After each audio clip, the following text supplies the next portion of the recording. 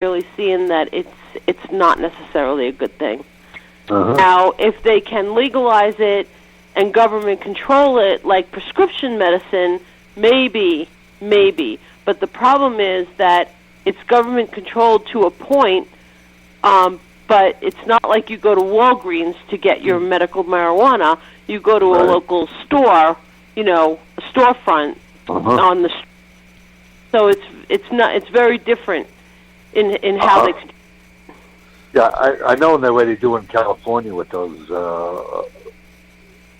the little medical centers on the beach and then thing. But New York has approved some form of legalized marijuana, and I don't think that. I think it's more of the liquid that they've used for medical purposes, not the actual weeds, the weed itself.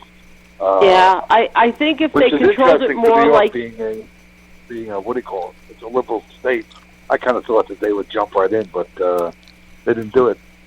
But I think if they control it more like you control prescription narcotics, it would probably have a more positive impact. But it's not controlled that way. It's controlled, by some guy getting a license to sell it, and but is. But in Colorado, it's also it's not for medical purposes. It's for leisurely use for pleasure.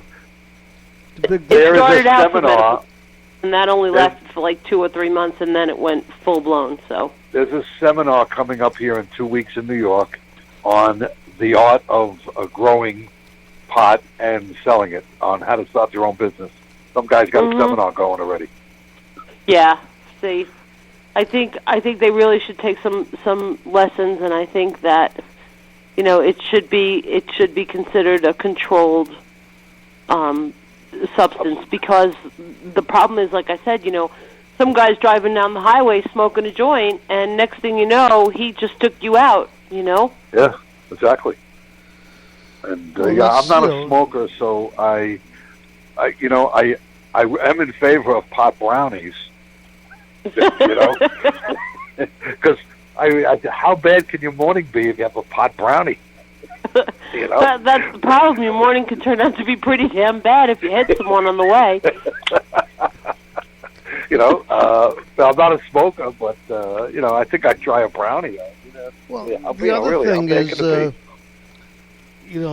is, the law's got to apply to it, like drinking, driving while impaired.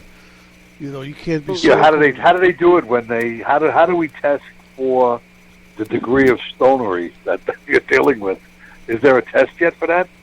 I think that they're either coming up with a test, or I think that they have a test. I'm not really sure on that, but right.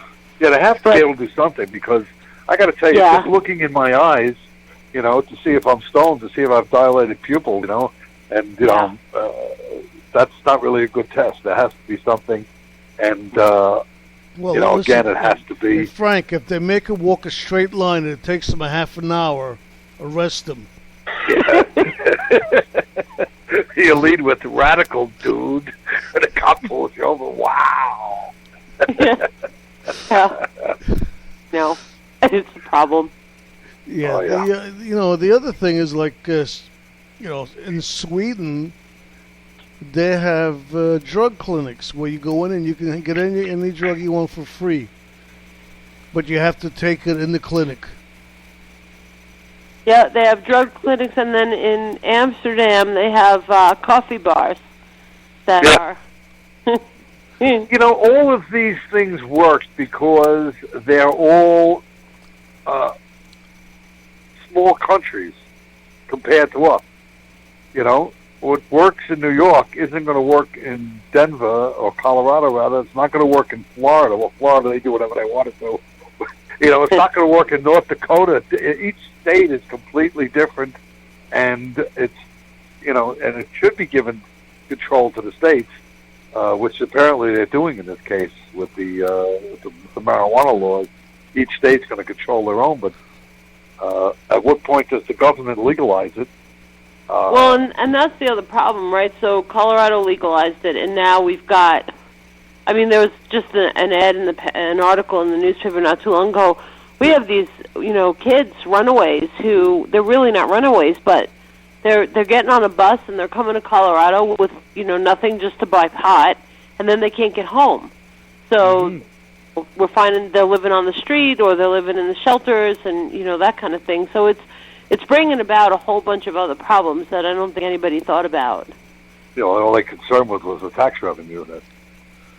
Yeah, and they all that, did it. now there's this new thing. So the casinos are everywhere, and there's a new casino that it's a dog track, and they're going to turn it into a casino, and it's actually owned by a Rhode Island company, and Colorado's up in arms over it because basically the revenue earned from this casino, 34% of it is going to go to the school districts for education.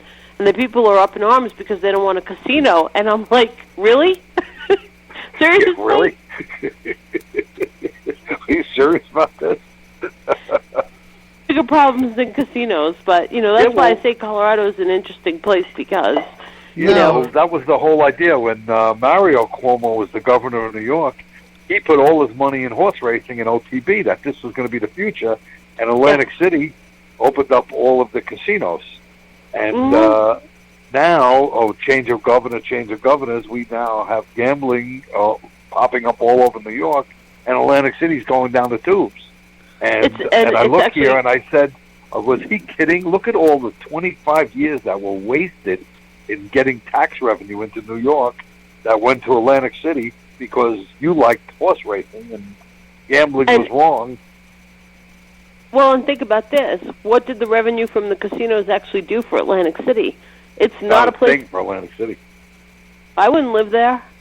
Horrible down there, and it's gotten worse again. It's gotten worse than it was before the gambling was even there. That's how bad it is. The casinos are closing. I thought that up here in New York, they put gambling in the racetrack, the Aqueduct, and Yonkers.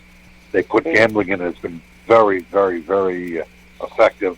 My understanding is that Aqueduct does better than all the casinos in Atlantic City combined. And I can believe that. And it has no, it's all electronic. Yeah, it's virtual. I'm going to tell you something.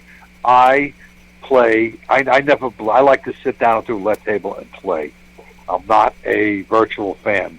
But when I was in Florida, I played virtual roulette. I got to tell you something. I loved it. Right? You know what happens when you're playing with live and you have 6 people at the table and everybody's betting and the guy has to sort the chips? The amount of time between spins is actually, you get bored. When you play virtual, it pays you immediately. It goes on. The spin takes place every 40 seconds maybe. Yeah. And I loved it. I plugged my numbers in because I play the same numbers all the time. And I just sat there. I was ordering drinks. I loved it. So virtual that's got my name all over it. The only problem with virtual is that because the wheel spins every 30 or 40 seconds, you can lose a lot of money fast. Very fast. Yeah. Well, and I mean, I look at even like Las Vegas, right? Las Vegas is a great city for people to go and have fun. But if you actually live there in the outskirts and the suburbs of Las Vegas, I wouldn't live there. No. It's not a good place to live. No. No, I don't know. So, do the casinos actually bring revenue? Maybe. And then when they come in, does the revenue stay? I don't know. What happens to it? I don't know. Exactly.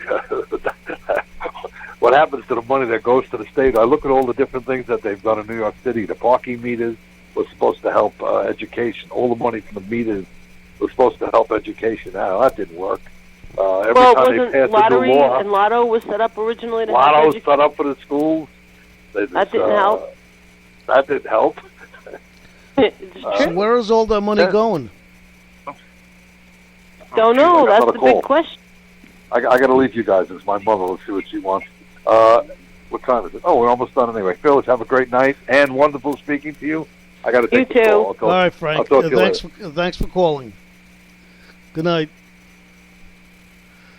All right, that was Frank from Manhattan. And we got Ann from Colorado. And this, let's see, how long we've been on. Been a pretty good show. We've been on almost an hour. Not bad. Mark Nope. is home fighting bugs. Where's... Huh? They had to fumigate his house today because of Sandy.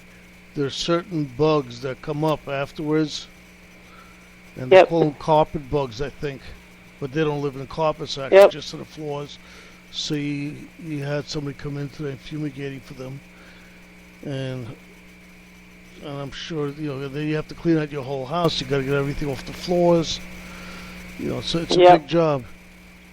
I never heard of carpet bugs before, but I guess they're there. It's an expensive way. It's expensive to get rid of them too. But anyway, it's amazing to me that it's been. How long has it been since Sandy? 2 years. Yep. And the guy. 2 years, and it's people are still cleaning up. It's amazing. I have a friend of mine who bought a prefabbed home, and it just went up day before yesterday, or yesterday. I don't remember, or maybe Friday. Wow. No, Friday, I think. They just started putting it up. And they had to raise his foundation like 12 feet above ground. Wow. So he's really high now. And the other problem is when you go that high, then Long Beach has ordinances how high you can build your houses. Yep. So it sort of puts it in a strange situation. But anyway, we're really straying off the topic, which is okay. I don't mind. But I think, how about if we call it quits? What do you think? Unless you got any ideas? Nope. All right. Nope. I just consider just this whole idea. I just hope that I just hope that as a global community we can do something about terrorism. Yeah. And the frightening thing about this is also, I think the president is lying through his teeth. He said the other day he didn't know anything about it. That the, I guess his security analyst screwed up. But, with the freedom of, what do they call that? Where you could read some of the stuff that comes out from the government. Yeah. They've the got Freedom of Information Act. Yeah, he's got this. He had warnings in February of what's going on and before about ISIS. Everybody telling him they're going to become a real threat. Be careful, all that, and it doesn't seem like he paid attention to anything. I don't know. I really think that, and right, wrong, or indifferent, I think that he's in a tough position because, the people were screaming they wanted us out of Iraq, and so we pulled out, and we shouldn't have, and he may have known that we shouldn't have, but, what are you going to do? Yeah, well, and then it all started with the idiots with Bush going into Iraq. We should have never went in there originally. There was absolutely no reason we have Congress split across the board. Some of our leaders want to figure out how we're going to bring about a global economy and a global world, and then we got the other half who are just warlords, and the only thing they want is war. So it's I would never want to be president of this or any country. That's true. It is the worst job in the world. Unless it's something like Monaco something. Yeah, exactly. But seriously, I mean, it's just got to be the worst job in the world, and I'm curious to see who's growing up now that would actually want to be president of any country, not just this one, any country. You can see how much Obama has aged in the last 6 years. Yeah. And he looks old now. Yeah, it happens to all of them. They go in young and they come out just beat up. And it's just horrible. And Clinton, I don't know about her. She's a grandma now. She may reconsider. Yeah, I think she might. And she's not that young. I know she's okay, but she may just want to be a grandma.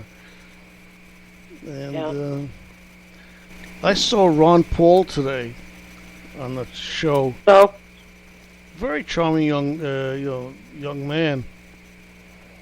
Yeah. But I don't think I'd want it to be